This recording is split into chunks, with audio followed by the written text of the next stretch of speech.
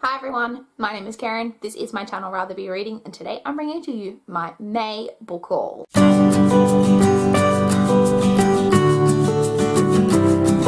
So in terms of acquiring books, May was not too bad of a month. I did stick to my kind of book buying restrictions that I generally have for myself, but I did pick up 11 books from the library, which is probably too many. Well, it's definitely too many.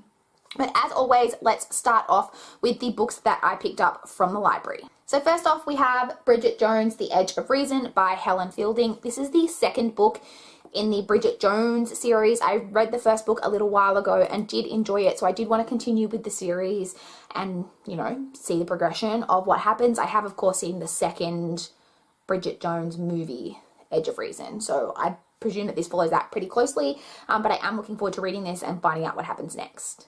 Next, I picked up Blue Bloods by Melissa Dela Cruz. This is the first book in a series of which I think has about 5 or 6 books.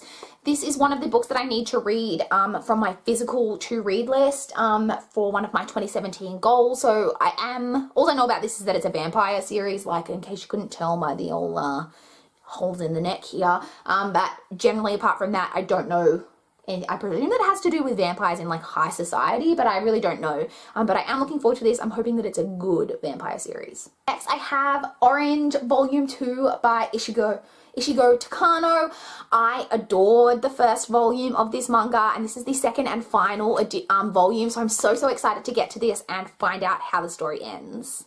Next, I picked up Visions of Sugar Plums by Janet Evanovich. This is actually a novella from the Stephanie Plum series. I was like looking at the next book that I had to pick up, and I saw that there were some novellas that I hadn't read, and so I just had a quick look to see if my library had it, and they did, so I decided to pick it up. I believe, yeah, a Stephanie Plum holiday novel. So this is just like a cute little novella, I think, surrounding Stephanie's family at Christmas, so that should be interesting. And I did also pick up 12 Sharp by Janet Evanovich. This is the 12th and the next book that I need to read in the Stephanie Plum series. Now, there's a bit of a story that goes along with the next book that I picked up from the library. So I had some holds to pick up at the library, and I had some time to kill, so I decided to participate in Peter Likes Books book scavenger hunt that he created. So this is a scavenger hunt that basically has prompts, and you use it to kind of go through, and the end product, the end goal, is to find a book that's supposed to be the book that is meant for you and that you are meant to read. So I decided to, just like I said, I had some time to kill, I decided to give it a go. So I will just take you through quickly the steps in the book scavenger hunt and what it and then I'll show you the book, obviously, that I ended up getting from that. So the first step is to find your favorite book. So first, I had a quick look to see if I could find any of the Harry Potter books, because Harry Potter is my favorite book series, but I couldn't find any Harry Potter there. I then did have a quick look to see if I could find The Book Thief by Marcus Zuzak, because that's probably that's very close up there to being my favorite book. So I had to look for that, but I couldn't find that either. So I did end up finding a copy of Pride and Prejudice by Jane Austen, which is another one of my favorite books. So I picked that one as my favorite book. The second step is to find another book who has either the first or last name in their name of the author in book number 1.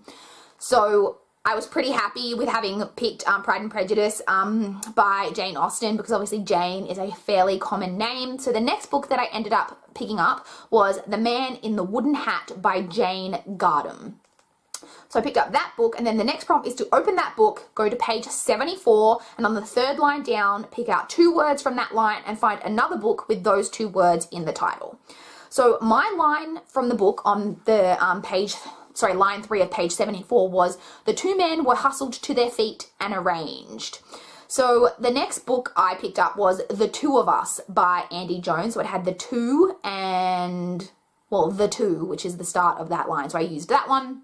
I picked up The Two of Us by Andy Jones. So that was the book I then had. And it says, once you have found that book, find another book with a similar context. So The Two of Us by Andy Jones was a romance about 2 people who fall in love after 19 days. So I had a quick skim of the synopsis, and that was basically what it was about. My very first thought when I saw that was to pick up, oh my god, I can't remember the name of it now, that book by Jennifer E. Smith that's about love at first sight. I think it's literally got love at first sight in the title. And so I went to the young adult section to see if I could find that book, and it wasn't there, but I did find The Geography of You and Me by Jennifer E. Smith, which is about two people who fall in love while they're stuck in an elevator. So obviously over a short period of time. So I figured that that worked. The next step after that is to then find a diverse book with a similar title. So I ended up picking Falling Into Place by Amy Zhang. That's a bit of a stretch, I'm not going to lie. So I figured that the geography, so I basically took the word geography, and at first I tried to find books that had like a country or something in the title. I didn't want to go to the non-fiction section because I felt like that was cheating. So I was like looking and looking, and I basically decided that Falling Into Place, that place and geography are similar. I feel like that's a stretch, but I went with Falling Into Place by Amy Zhang as my diverse book because Amy Zhang was born in China. The next step is to then pick a name of one of the main characters from that book and find another book that has that name in the title. So the main character in Falling Into Place is named Liz. And I did try to find something with Liz in the title, but I couldn't find something with Liz, but I did find Elizabeth is Missing by Emma Healy. So I decided to go with that one. The next step after that is to open the book and then like pick the first word that you see, and then like that's your word. This is where I hit a bit of a roadblock, I'm not gonna lie. The words that I kept like immediately picking out were like ridiculous words that were never going to work. So the words that I found were armpits, was like literally, and then I think the other one that I picked up was haphazard, and I was like, what? Like they were just never going to work. So what I ended up doing was basically opening the book and like staring at the page until my eyes like blurred out where I wasn't focusing on anything, and then focusing back in, and the first word that I saw when I focused back in was the word back. So the next step after you've got your word is to go to your favorite section and find the first book that you see that has that word in the title, and then that is your book that you're meant to find. So I looked for so long, and I thought that I was literally going to have to do it again and find a different word again, and then right on like the last shelf that I was checking, I found Counting Backwards by Laura Lascasso. So this is a young adult book. That is my favorite section that I picked, and this, from what I can tell, is about a troubled girl who ends up in a like psychiatric correctional facility. That's all I know about it. I've never heard of this book, but apparently it was the book that I was meant to find, so hopefully it's good. The next book I picked up from the library is Giant Days Volume 2. I adored Volume 1, so I'm so excited to get to this. So the next book that I picked up is Tess of the D'Urbervilles by Thomas Hardy. As you know, if you've been watching my channel, I have been trying to read a lot more classics. This is a classic that I've heard of, but that I have no idea like what it was actually about. And from the back it says, its heroine is a poor country girl, Tess, whose encounter with her distant, aristocratic relatives, especially the handsome, cruel Alec, leaves her broken and haunted by a secret that could ruin her. So, I don't know, that actually sounds really good. So, you hear a lot about Thomas Hardy, like a very like famous, prolific author, obviously. I've never read anything by him, but hopefully I enjoy this. I then picked up Giant Days Volume 3. Again, so excited. I'm glad that I have like the next two so that I can just like keep jumping into more volumes of this because I really did adore Volume 1. Next, I picked up All the Missing Girls by Megan Miranda. This is a thriller that I marked as to read a while ago, and I mentioned in one of my marked as to read videos quite a while ago. And I was actually contacted by the publisher to read another book by Megan Miranda. I will put the title here because I cannot for the life of me remember it off the top of my head. And I was like asked a question about it, and then they just sent me an e-copy of the book, and then I looked at it, and it turns out that it was the sequel to this book. So I decided to get this one from my library so that I can read that second book that was provided to me because I do love thrillers. And if I recall, the reason I'd marked this as to read was because someone said that it was like the greatest mindfuck ever, which, yes please. And it says here, an astonishing debut thriller with a jaw-dropping twist. The story is told backwards. So that's really interesting. And from what I understand, this is about a woman who left a small town where she grew up after her friend went missing and was like never found, and then she has to go back to the town because like her father's dying, and then another girl goes missing, and it's all kind of bringing everything back up, and you try and figure out what's happening, and that sounds great. So I'm looking forward to reading this. And the final book that I have from the library is Players by Karen Swan. So this is another book that I need to complete from my physical to read list for one of my 2017 goals. This is a lot chunkier than I thought that it would be.